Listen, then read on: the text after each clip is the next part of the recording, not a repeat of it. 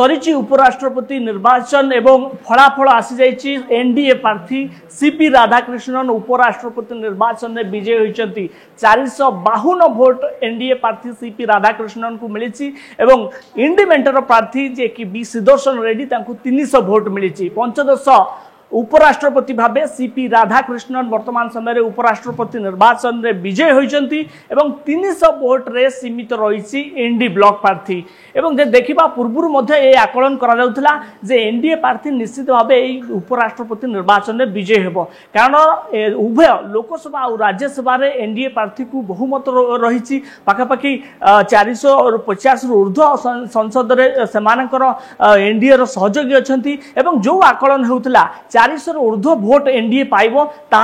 सत होइछि एवं उपराष्ट्रपति निर्वाचन में एनडीए प्रार्थी सीपी राधाकृष्णन विजय होइछन्ति एवं पंचदश उपराष्ट्रपति भावे सीपी राधाकृष्णन वर्तमान उपराष्ट्रपति भावे भारतर पंचदश उपराष्ट्रपति भावे नियुक्त होइछन्ति एवं यदि नजर पकाइबा सीपी राधाकृष्णन को कार्यर उपरे से जने आरएसएस रो सक्रिय कर्मी थिले जेतेबेले कि से बीजेपी रे मिसिले तमिलनाडु रो बीजेपी प्रेसिडेंट थिले स्टेट प्रेसिडेंट थिबा समय मध्य तांकर कार्य निश्चित भाव बीजेपी को तमिलनाडु रे एक शीर्ष स्तर में पहुंचाई एवं परवर्ती समय जो देखा झारखंड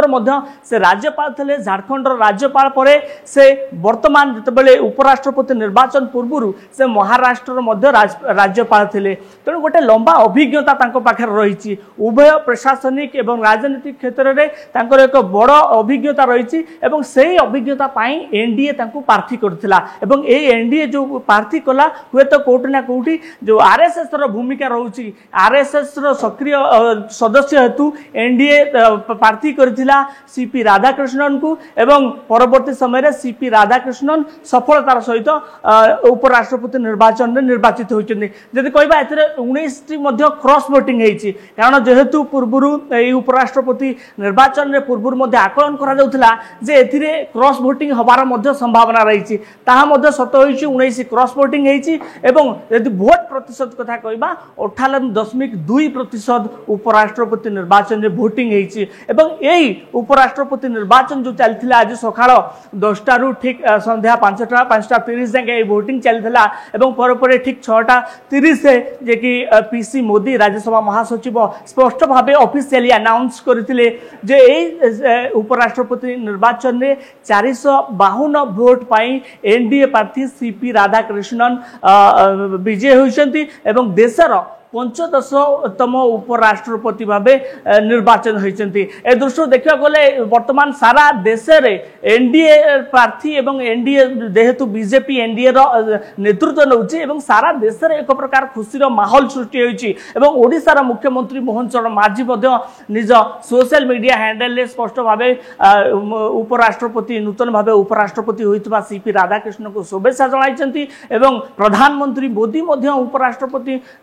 को मध्य शुभेच्छा जणाइछन्ति एवं अनेक व्यक्ति विशेष अनेक राष्ट्र मुख्य अनेक राज्यर मुख्य वर्तमान सीपी राधाकृष्णन को शुभेच्छा जणाइ सारिछन्ति एवं जेहेतु से जने प्रशासनिक स्तर रे से जने